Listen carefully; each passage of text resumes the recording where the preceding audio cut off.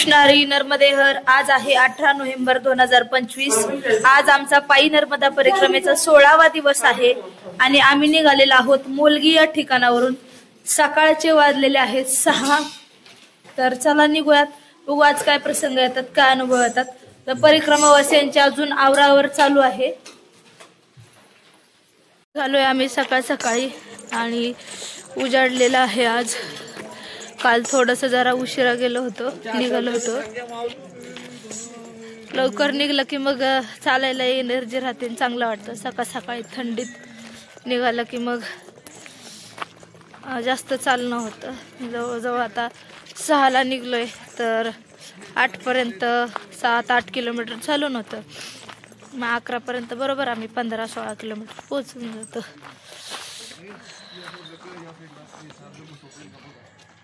डांबरी रस्त्याची वाट सोडून पुढे आम्ही पगदंडी मार्गाने निघणार आहोत। या ठिकाणी परिक्रमा मार्ग म्हणून अशी निशाणी दिलेली आहे आणि समोर झेंडा पण बांधलेला आहे, जेणेकरून परिक्रमावासियांना रस्ता समजेल। आणि पगदंडी मार्गाच्या शेजारून एक नदी वाहते। असा दगडगोट्यांचा हा रस्त्याचा मार्ग आहे।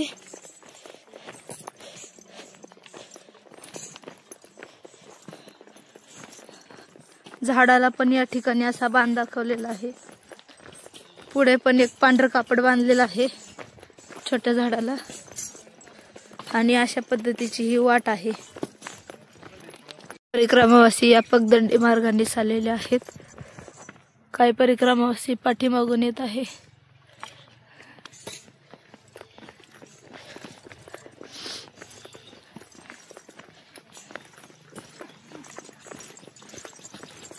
खडकांचा मार्ग सोडून या झाडाझुडपातून ही अशी पायवाट पुन्हा निघालेली आहे।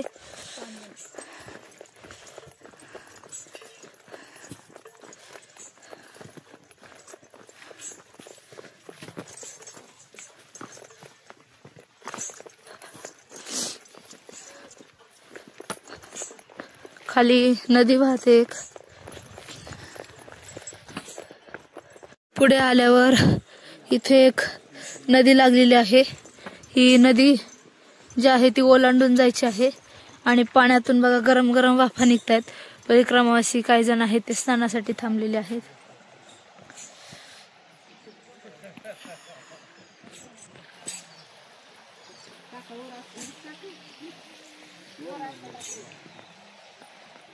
परिक्रमावासी आहेत ते नदी क्रॉस करून गेलेले आहेत। मी आता नदी ओलांडून जात आहे। सकाळची थंडी आहे पण पाणी गरम आहे मात्र नदीचं। इकडे परिक्रमावासी स्नान करतायत। नर्मदे हर।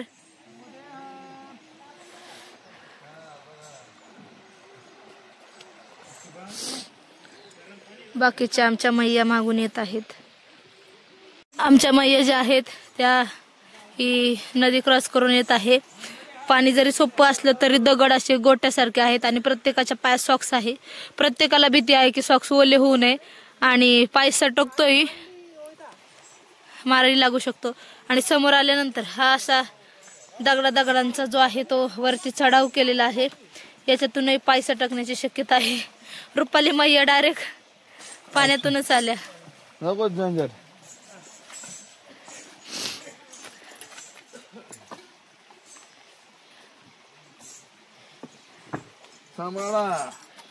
चला पुन्हा असा हा पगदंडी मार्ग लागलेला आहे। अजून 2 दिवस असेच पगदंडी मार्ग असणार आहेत आम्हाला। नदी ओलांडून आल्यानंतर समोर आम्हाला पुन्हा डांबरी रोड लागलेला आहे। म्हणजे जो मागाचा रस्ता होता पगदंडीचा तो जरा फिरून होता, त्याच्यामुळे गावकऱ्यांनी कदाचित या शेतीच्या कडेकडेने तो रस्ता काढला असावा की परिक्रमावासियांना जास्त लांबून फिरून येऊ नये म्हणून। परिक्रमावासी बघा डांबरी रस्त्याने चालले।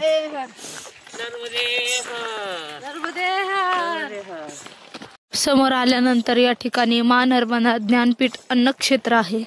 या ठिकाणी परिक्रमावासी जे आहे ते चाय प्रसादीसाठी थांबलेले आहेत।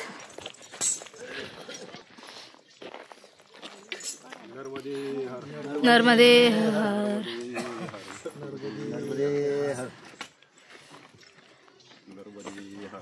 चला थंडी वाजलेली आहे आता. वाजते वाजते अजून थंडी वाजायची बाकी. पुढे गेलं तर 2-2, 3-3 वाजेपर्यंत धुकं आहेत. समोरचं दिसतच नाही. हा गावातून जायचे. चला आश्रमात जाऊया आपण. नर्मदे हर. म्हणा या ठिकाणी परिक्रमावासींसाठी दरवर्षी चाय प्रसादाची सेवा दिली जाते. नर्मदे हर. नर्मदे हर. इथे समोर पाण्याचा बंब आहे परिक्रमावासींसाठी गरम पाण्याने स्नान करण्यासाठी.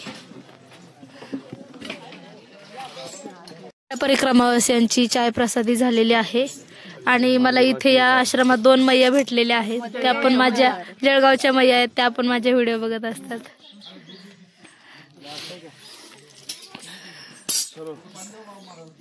निघतोय आम्ही आता पुढच्या मार्गाकडे. इकडे हापसा पण आहे परिक्रमावासींना पाणी पिण्यासाठी आणि हापशाचं पाणी सकाळ सकाळी गरम असतं आंघोळीसाठी. नर्मदे हर.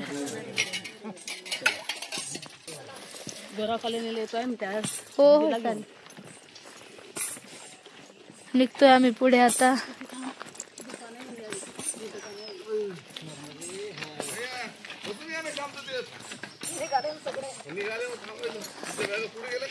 रस्त्याचा मार्ग सोडून आम्ही शेतीच्या बांधाने शॉर्टकटने निघालेलो आहोत. कारण रस्त्याचा मार्ग खूप तिकडे फिरून होता. त्याचा मार्ग सोडून पुन्हा पगदंडीचा मार्ग लागलेला आहे आणि समोर झाड दिसत आहे. या झाडाची तर लोखंडी पाटी आहे. या पाटीवरती नर्मदा परिक्रमा मार्ग म्हणून असं लिहिलेलं आहे. नर्मदे हर.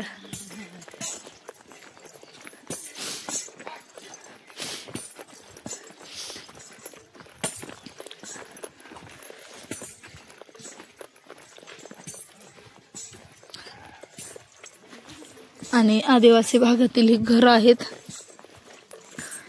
आतापर्यंत महाराष्ट्राची बाउंड्री आहे. उद्यापासून आम्हाला गुजरात लागेल. फुलपाणी झाडे अशी आहे की जेव्हा आपण एंट्री करतो बडवानीपासून आपल्याला बादलपर्यंत मध्य प्रदेश लागतं. एक मध्य प्रदेश बादल आहे आणि एक महाराष्ट्र बादल आहे. तर महाराष्ट्र बादलपासून ते वडखळीपर्यंत महाराष्ट्र लागतो. त्याच्यानंतर वडफळीनंतर पुढे मातोश्रीपासून पुढे गुजरात लागतो. म्हणजे शुल्पानी जंगलामध्ये 3 राज्य येतात. मध्य प्रदेश, महाराष्ट्र आणि गुजरात. तर आज आम्ही महाराष्ट्र बाउंड्रीवर असणार आहोत आणि उद्या सकाळी नदी क्रॉस केली की गुजरातमध्ये प्रवेश करणार आहोत. आज सगळे डोंगर लागलेले आहे. 2 दिवस साधे रस्ते होते. आज मात्र सगळे डोंगर लागलेले आहे आणि झाडाच्या कडेकडेने आम्ही चाललेलो आहोत. खाली असा खडकांचा रस्ता आहे.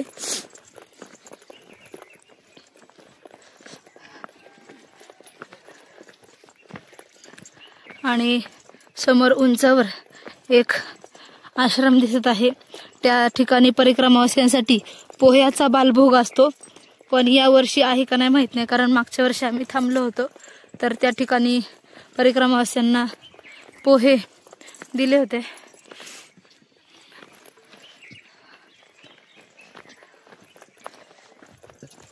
पूर्ण शांत परिसर आहे. पक्ष्यांचा किलबिलाट कानावरती ऐकायला येतोय आणि मन जे आहे ते प्रसन्न होतंय. आणि समोर उंचावरती आश्रम आहे. ऊनही पडलेलं आहे कारण परिक्रमावासी थंडीने कडकडून गेलेले आहेत. आणि आश्रमात थांबलं तर तिथे ऊनही आहे आणि अशी पगदंडी वाट आहे. परिक्रमावासी येत आहे या निसर्गाचा आनंद घेत. नर्मदे हर.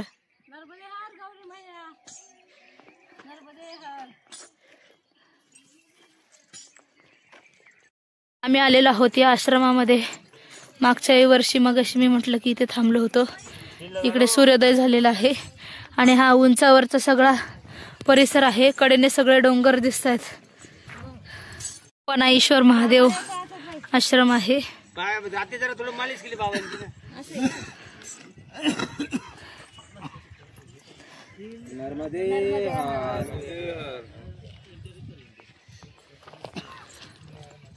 परिक्रमावासी बसलेले आहेत सकाळचा बालभोग करायला. महाराजांनी सकाळी आम्हाला बुंदी आणि चिवडा दिला होता बांधून. सगळे परिक्रमावासी बसलेले आहेत. काढायच्या तयारीत आहेत अजून. बालभोग करतोय आम्ही. चिवडा आहे, महाराजांनी सकाळी बांधून दिलेला होता. बघा बुंदी पण दिलेली होती बांधून. त्या दिवशी आम्ही कुंटामोडीला चटणी केली होती तर ती डब्यात भरून आणली आणि परवा दिवशीची शिळी भाकर बघा सगळेजण खात आहेत. चटणी भाकर बघा, भाकर आणि चटणी.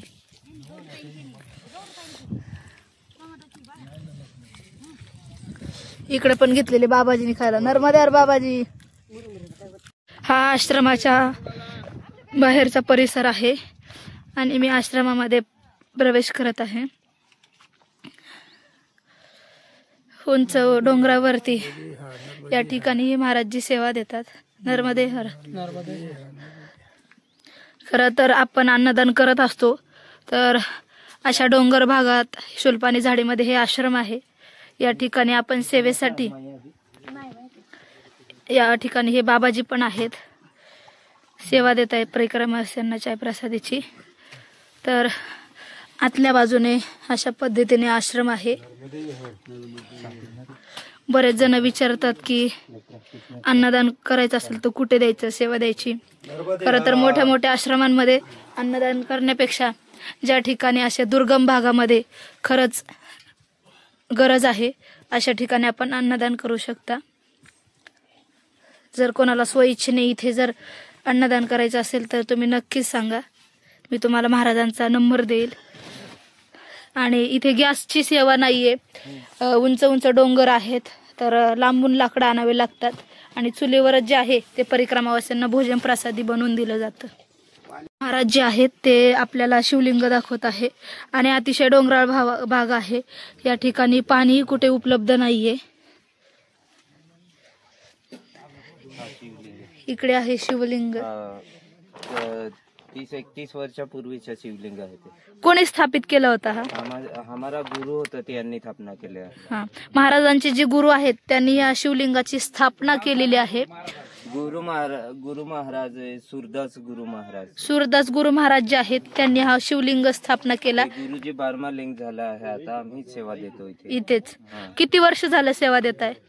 आम्ही इथे नर्मदा परिक्रमा वाचींच्या सेवा 2 वर्ष झाले आहे.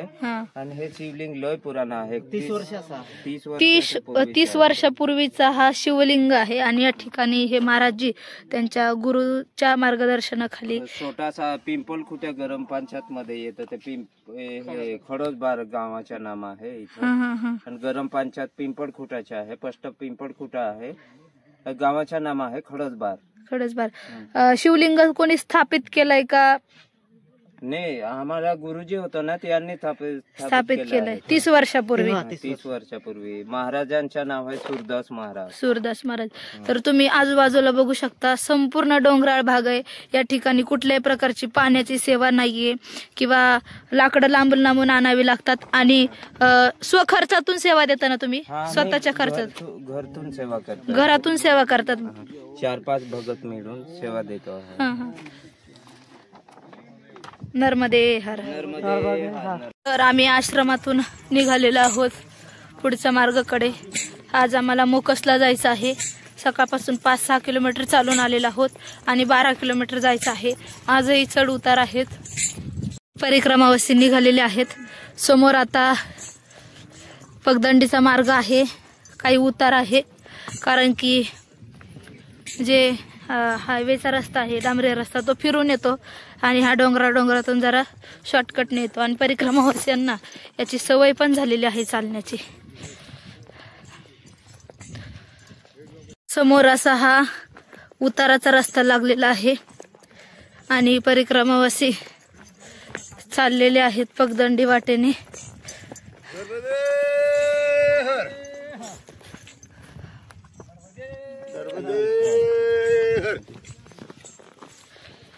पगदंडीचा मार्ग सोडून आता या खडकाच्या वाटेने आम्ही चाललेलो आहोत आणि आता समोर उतार आहे.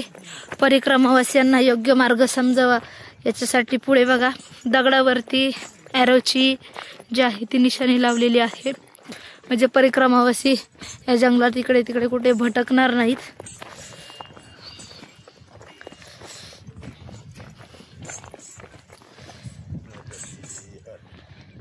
पगदंडीचा मार्ग सोडून परिक्रमावासी आता उतार उतरत आहे, पण मात्र असा खडकांचा दगडांचा रस्ता आहे, उतार आहे. व्यवस्थित जायचं, लक्ष वरती नाही ठेवायचं, कारण काय होतं पाय घसरतो. पाय आपल्याला व्यवस्थित जपायचेत परिक्रमेत, कारण आपला एक दिवसाचा प्रवास नाही, तब्बल 4-5 महिने आपल्याला चालावं लागतं.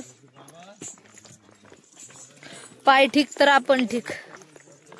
काही परिक्रमावासी मागून डोंगर उतरत आहेत.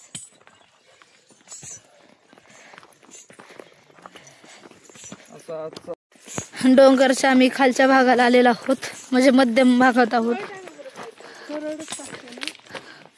कडेने झाडे झुडपं आहेत आणि खरं तर रोडने चालण्यापेक्षा अशा पगदंडी मार्गाने किंवा मग याची किनाऱ्यावरून चालण्यात वेगळाच आनंद आहे.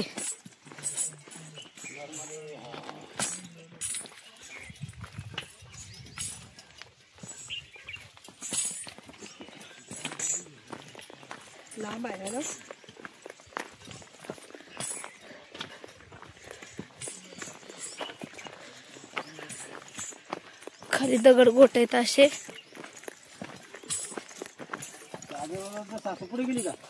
पगदंडीचा मार्ग सोडून आम्ही रस्त्याला लागलो.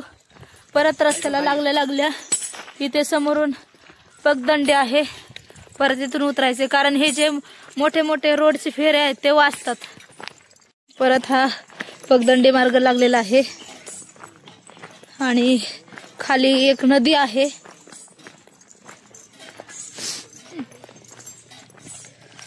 हे बघा अशा निशाणी दिलेल्या असतात, फक्त अशा झाडा झुडपांकडे लक्ष द्यायचं,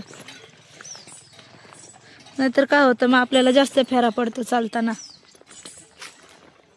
परिक्रमावासी निघलेले आहेत आता चालण्यासाठी.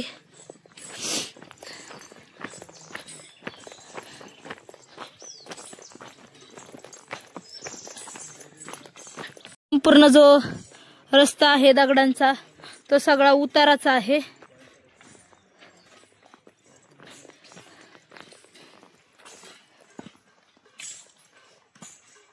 रोड लागलाय आणि परिक्रमावासी जे आहे ते उतार उतरून आलेले आहेत. हा डोंगर होता, हा रोड लागलेला आहे.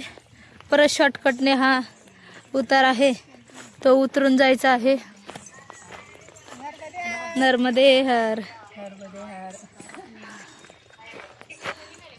रोडवरून आम्ही उतरून या पगदंडी मार्गाने आलेलो आहोत आणि आता समोर एक छोटीशी नदी आहे, ती क्रॉस करायची आहे. उतार मात्र इथला जो आहे तो थोडासा अवघड आहे, खड्ड्यातून आहे.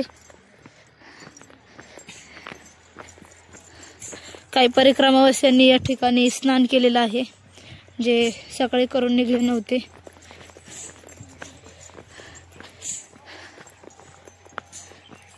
रस्ते बघा दाखवते.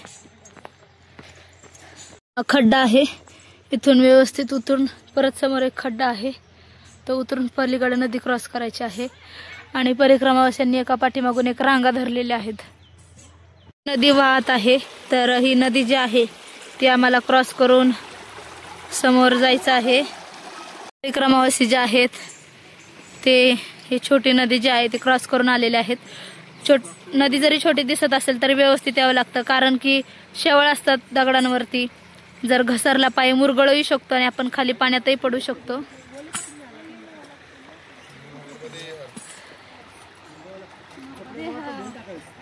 नदी क्रॉस केली आणि परत पुढच्या मार्गाकडे निघलो, तर पुन्हा शॉर्टकटचा हा चढाव आहे डोंगरातला.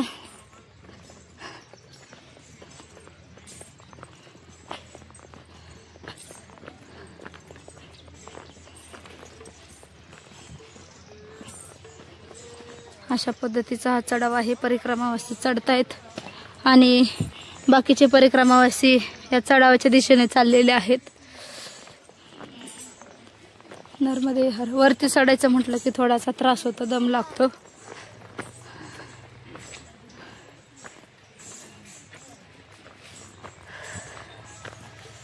तो चढाव आहे, तो चढाव सोडून पुन्हा आम्ही या डांबरी रस्त्याने लागलेलो आहोत. थोडाच वेळ, अर्धा ते 1 किलोमीटर पर्यंत डांबरी रस्ता आहे. पुन्हा आहे पगदंडी मार्ग. आज सगळे चढ उतारच आहेत. त्याचा मार्ग सोडून आम्हाला खाली उतरायचं होतं. इतक्यात आम्ही थांबलेलो आहोत एका ठिकाणी बसण्यासाठी. सगळे परिक्रमावासी जे आहे ते बॅग उतरत आहे, कोणी बसत आहे. थोडी विश्रांती केली आणि पुन्हा आम्ही या पगदंडीच्या वाटेने निघालेले आहोत. आणि इथे परिक्रमावाल्यांना मार्ग समजावा, इथे पण झेंडे बांधलेले आहेत. मी ज्या रस्त्याने चाललोय आता, संपूर्ण बांबूचीच झाड आहेत आणि सावली प्रचंड थंडगार पडलेली आहे. चालायलाही तितकाच आनंद येतो या निसर्गाकडे बघून. किती पाय दुखले तरी भासत नाही, जाणवत नाही की पाय दुखतायत म्हणून. कारण जरा वेगळं काय बघायला भेटलं की माणूस त्या निसर्गाकडे, त्या गोष्टीकडे बघत असतो. त्याला बघून चालताना जो आनंद होतो तो वेगळाच असतो. थोडंसं पुढे आलो, आम्हाला असे 2-3 नद्या ज्या आहेत त्या लागलेल्या आहे. आणि सकाळपासून सॉक्स घातलेत, पाण्यात बुडूच वाटत नाहीत. काही परिक्रमावासी आहेत ते क्रॉस करून गेलेले आहेत. नर्मदे हर मैया. सगळे गेले, मी एकटीच राहिले बघा. आता एवढं हे सोपं दिसतंय, पण हा सॉक्स आहे बघा माझा, आत्ताच भिजलाय पाण्यामध्ये.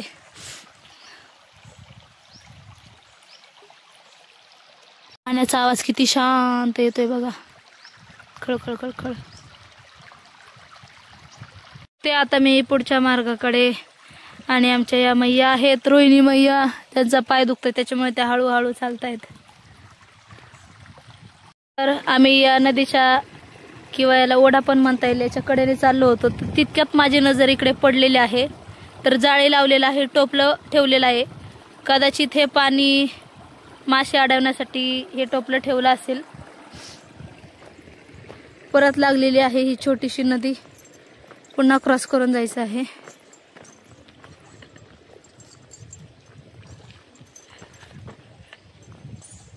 सॉक्स सगळं भिजवलं आईने.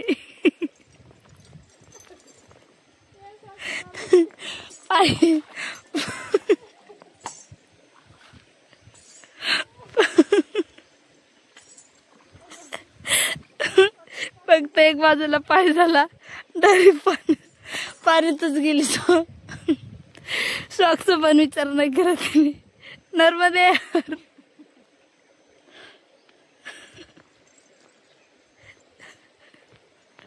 दुसरा पाय दुसऱ्या दगडावर ठेवायचा, डायरेक्ट ती पाण्यातून चालत गेली.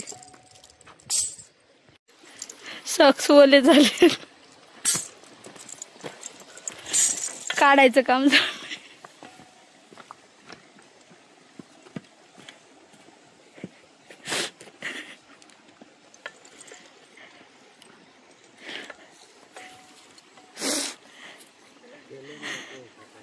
जशी परिक्रमा सुरू झाली तसं आज सॉक्स घातला होता ना. आज सॉक्स घातला आणि 4-5 ठिकाणी पाणी लागलं.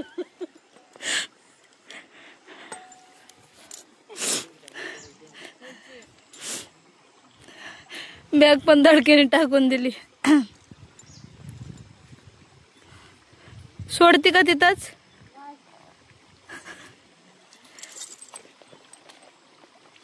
बाकीचे परिक्रमावासी पुढे गेलेले आहेत, कदाचित पुढे दिसत आहेत बसलेले.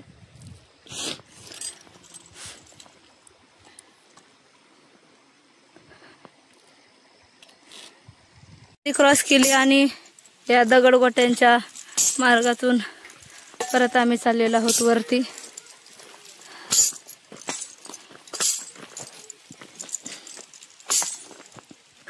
आणि आदिवासी भागातील ही लहान लहान मुलं आहेत, चॉकलेट घेण्यासाठी, नर्मदे हर करण्यासाठी वाटेवर उभे राहतात.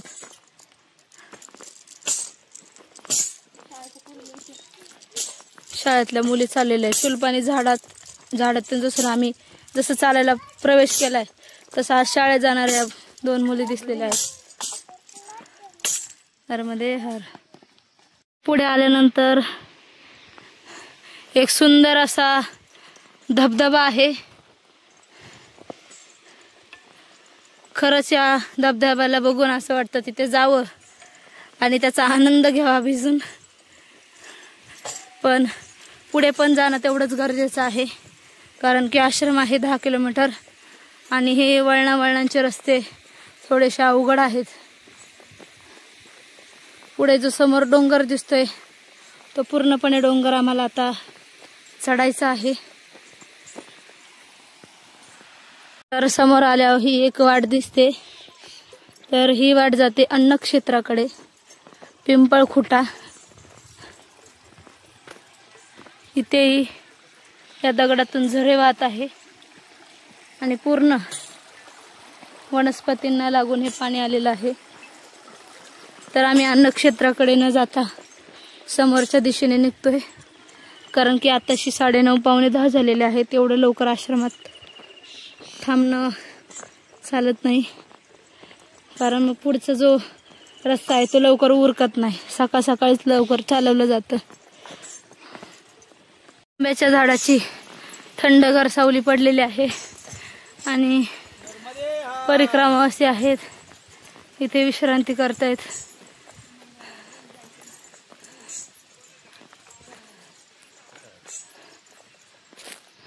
आंब्याच्या झाडाखाली थोडीशी विश्रांती केली आणि पुन्हा डांबरी रस्त्याच्या दिशेने आम्ही पुढे मार्गस्थ झालेलो आहोत.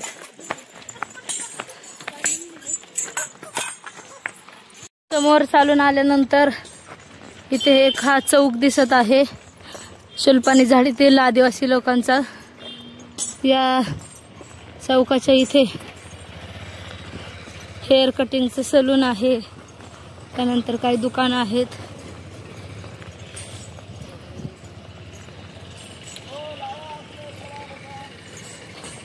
पाटील बाबा जे आहेत त्यांना भूक लागलेली आहे.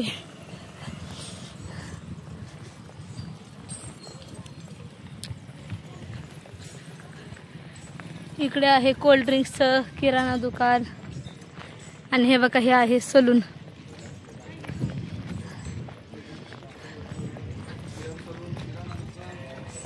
हेअर सलून बघा. इकडे आहे किराणा दुकान.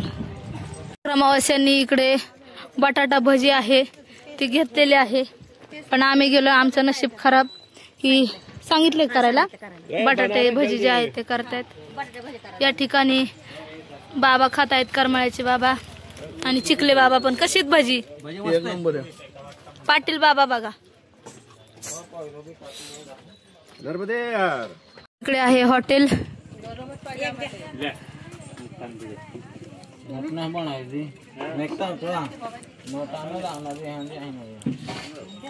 बाबा जे आहेत ते भजी तळतायत इकडे.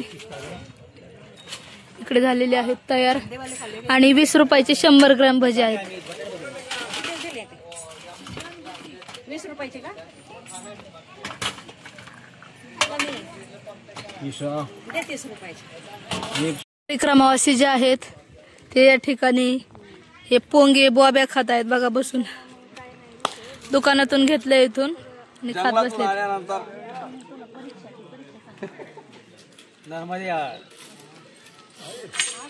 गरमागरम भजी आलेले आहे. बटाटा भजी आहे, कांदा भजी नाही.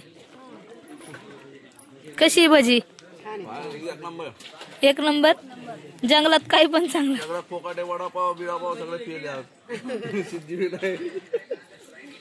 इकडं खाऊन बसले सगळे. भानुदास बाबा बघ कसे खाते. कसे आहेत बटाट? कशी आहेत भजी? चांगले एकदम छान लागते. छान लागते. भजी घेतलेली आहे गरमागरम, खात आहे. कशी आहेत भजी? शूरपाणी जंगलात काही चांगलं वाटतं. सर्वांनी भजी खाल्ली आणि सगळे निघाले पुढच्या मार्गासाठी. तर जंगल आहे, पहाडी आहे, झाड आहेत उंच उंच.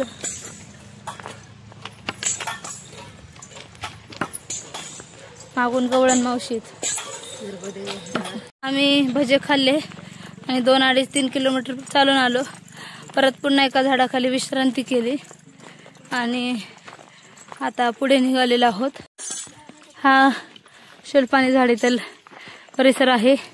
उंच उंच डोंगर आहे. गेले 2 दिवस झाले डोंगर लागला नाही आणि या ठिकाणी नर्मदा परिक्रमावासी हा शॉर्टकट दाखवलेला आहे परिक्रमावासियांसाठी. काही परिक्रमावासी जे आहेत ते रस्त्याने गेलेले आहेत.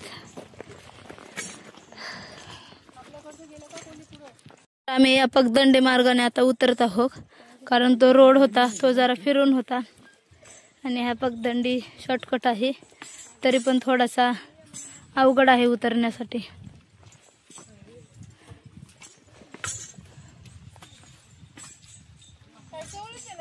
पगदंडीचा मार्ग उतरून आम्ही आता आलेलो आहोत आणि खूप सुंदर असा हा आम्हाला जो नजारा आहे तो समोर दिसतोय. अगदी वळणावळणाचा रस्ता आहे आणि या शुल्पाणीतील जे असे जीप गाड्या आहेत बघा भरून चाललेल्या असतात. आतमध्ये जागा फुल झालेली आहे. वरतीच बसून गेलेत पॅसेंजर.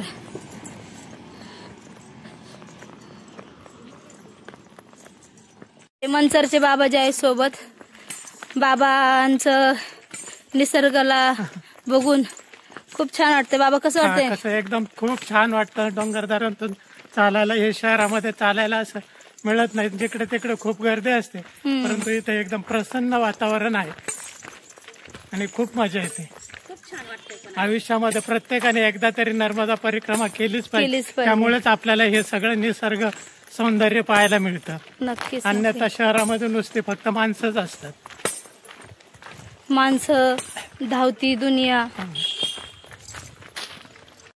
निसर्गरम्य वातावरणातून सगळे परिक्रमावासी एकदम हसत खेळत आणि या निसर्गाचा आनंद घेत चाललेले आहोत.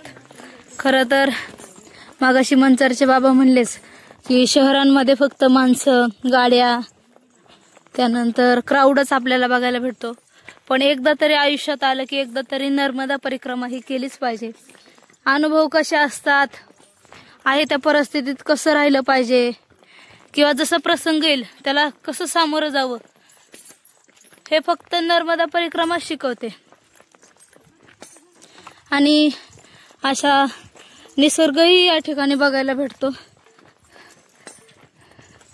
मला आता हा खोल असा उतार लागलेला आहे आणि इकडे आहे एक नदी वाहत आहे आणि एकदम असा सहज बसलं तरी खाली घसरत जाईन एवढा उतार आहे.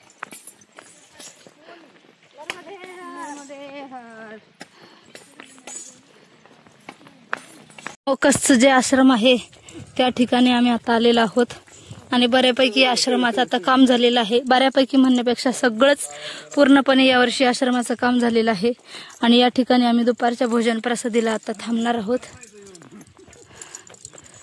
आश्रमाच्या आत आम्ही आलेलो आहोत. तर सगळ्या परिक्रमावासियांनी या ठिकाणी बॅग ठेवलेले आहे.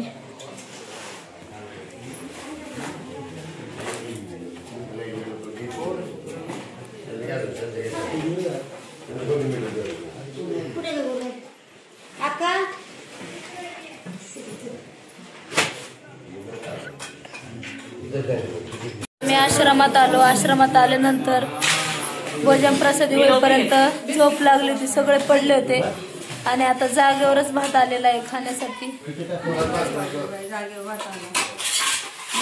बाहेर उठून जायची गरज नाही पडली.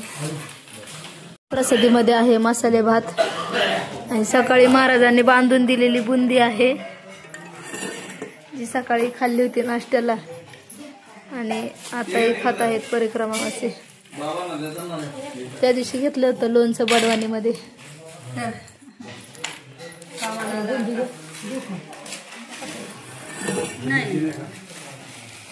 भात वगैरे खाल्ला आणि बाहेर बसलोय आश्रमाच्या आतमध्ये. खूप गरम होत होतं. आम्ही आले बाहेर, शिक्के वगैरे घेतले, बसले इथं. थोडस बसलो, कमंडलूत पाणी भरलं आणि पुन्हा झालेलो आहोत मार्गस्थ पुढच्या मार्गाला. इथून 9.5 किलोमीटर वरती वडफळीचं अन्नक्षेत्र आहे. आणि जसं आपण मध्य प्रदेश सोडल्यानंतर महाराष्ट्राचं जंगल लागतं, तसं आता हे महाराष्ट्राचं जंगल सोडलं की गुजरातमधला आदिवासी भाग आहे. हे बघा डोंगर, उंच उंच डोंगर दिसत आहेत. एवढी सुस्ती आली ना की मोबाईल काढून असं व्हिडिओ सुद्धा बनवू वाटत नाही. उंच पहाड आहे. हे बघा कशी भयान दाट झाडी आहे. ऊन झाले पण काय होतंय, हे निसर्ग आहे, ह्या झाडांमुळे ना ऊन जाणवत नाही, थंडी लागते अशी. उंच पहाडी आहे, झाडी आहे, समोर मोठा डोंगर आहे आणि परिक्रमावास्यांनी या झाडाखाली आसन लावलेलं आहे.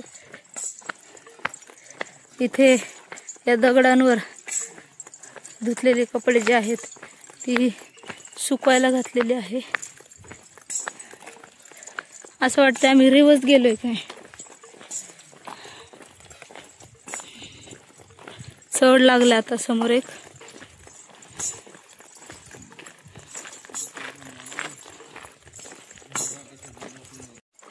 आज दिवसभर आम्हाला ही झाडी आणि उंच डोंगर लागलेले आहेत. असं वाटतंय की पुन्हा आम्ही पाठीमागं फिरलेलो आहोत.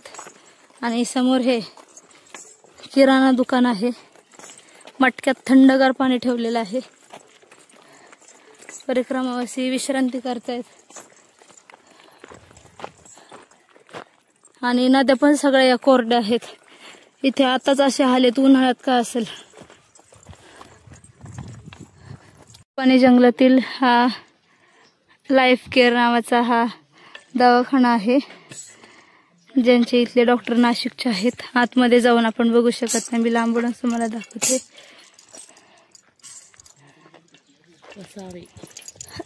परिक्रमावासी बसलेले आहेत विश्रांतीला.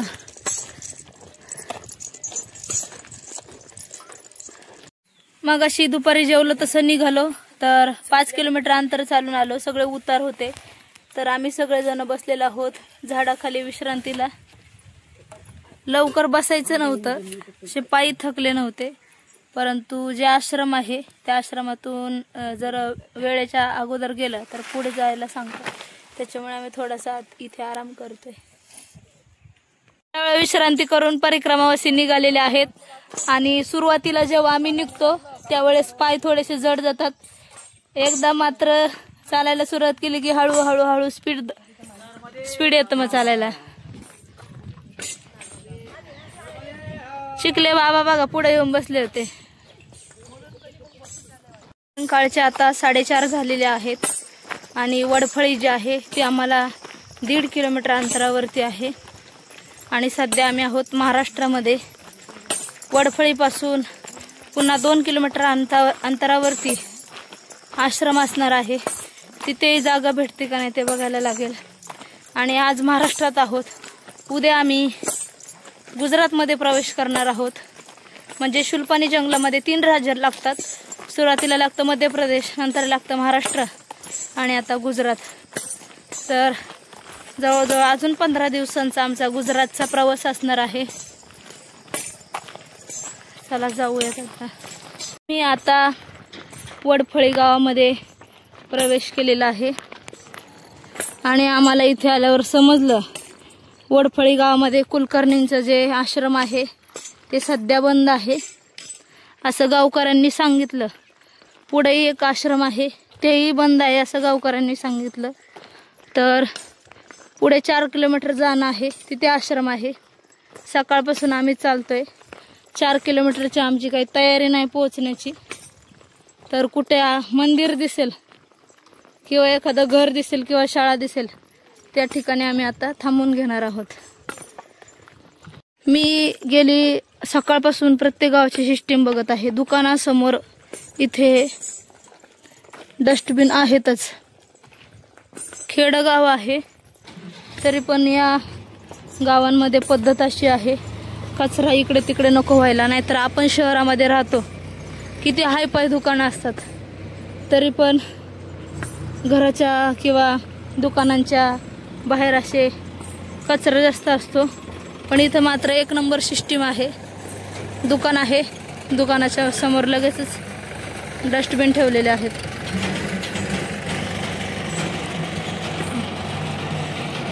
गावात आल्यानंतर आम्हाला इथे सायबर कॅफे लागलेला आहे आणि मिनी बँकही आहे. आणि इथे समोर आहे मेडिकल.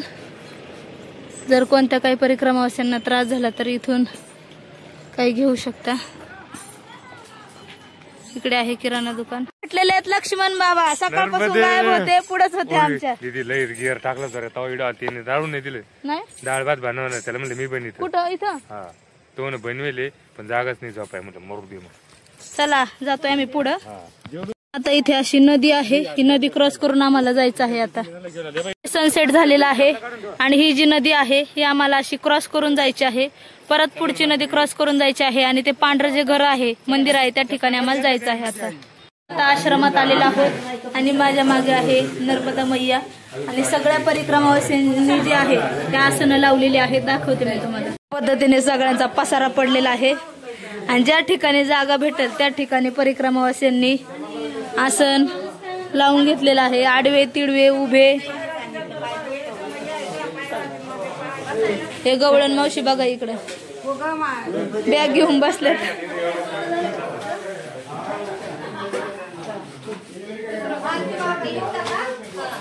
इकडे आहेत दाजी, पाटील बाबा. इकडे आहे भानुदास बाबा.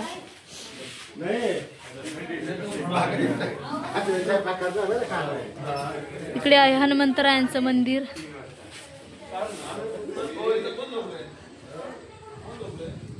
आणि समोर आहे हापसा, म्हणजे सकाळ सकाळी आंघोळीची आपली सोय झाली.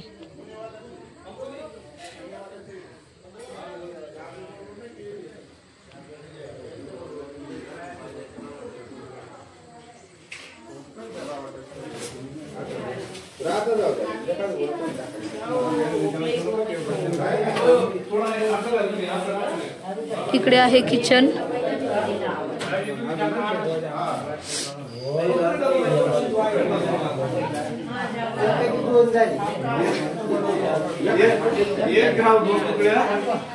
मी आल्यावरती फ्रेश झालो, त्यानंतर आरती केली. थोडीशी झोप लागली होती. आता भात आणि वरण केलेलं आहे, तर ते खाण्यासाठी चाललेलं आहोत. कारण की उद्या पण खूप भयंकर चढ उतार आहे. आळस जरी आलेला असला तरी पोटात टाकणं गरजेचं आहे. परिक्रमाशी ताट घेऊन चाललेत. काकांना उठत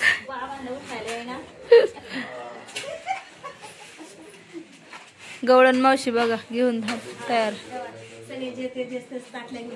मी सगळेजण आता भोजन प्रसादीला बसलेला आहोत आणि प्रचंड थंडी आहे. नदी आहे जवळ. परिक्रमावासींच्या तोंडातून आवाज सुद्धा निघत नाही, एवढी थंडी. परिक्रमावासी जे आहेत ते भोजन प्रसादीला बसलेले आहेत. दिसला नाही. वरण भाते.